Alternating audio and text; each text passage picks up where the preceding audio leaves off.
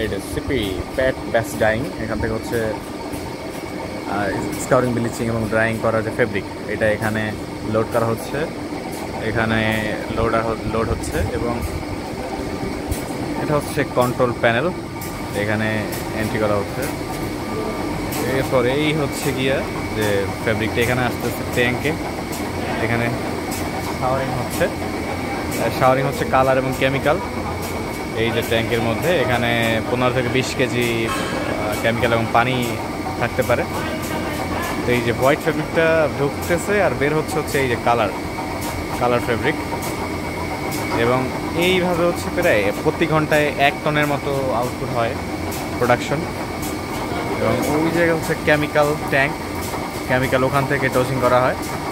Chemical এখানে এই যে শাওয়ারের মধ্যে আসার পরে প্রত্যেকবার যে পিক আপ করা হয়, যে এই কেমিক্যালটা পিক আপ করে হোয়াইট ফেব্রিক, এইটা হচ্ছে শাওয়ারের মাধ্যমে একা একা মানে ফুলফিল হয়ে যায়।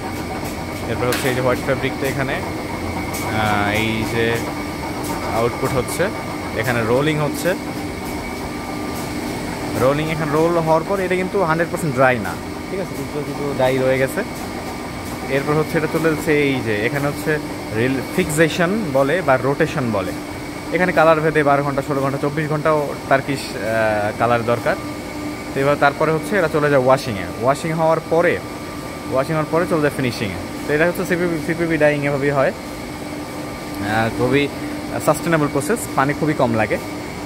যেখানে হচ্ছে উইন্স ডাইংয়ে 1 কেজি ফেব্রিকের জন্য ফিনিশ হওয়া পর্যন্ত প্রায় 80 লিটার পানি দরকার, সেখানে সিপিবি ডাইংয়ে মাত্র 20 থেকে 25 লিটার পানি হলেই হয়ে যায়।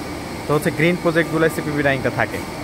এবং সিপিবি ডাইংয়ের মধ্যে পার্থক্য হচ্ছে এটা স্টেন্টারিং 2 বার, মানে প্রথমে স্টেন্টারে শুকানো হয় প্রথমে প্রি ট্রিটমেন্টের পরে, কারণ এটা কিন্তু ভিজা ফেব্রিক দিলে এখানে ডাই অ্যাবজর্ব করবে না, যেগুলো শুকাইতে হয়। এবং আরও একবার ফিক্সেশন বা রোটেশনের পরে কিন্তু আরও একবার স্টেন্টারে শুকাইতে হয়, তারপরে চলে যায় হচ্ছে আফটার ট্রিটমেন্টে।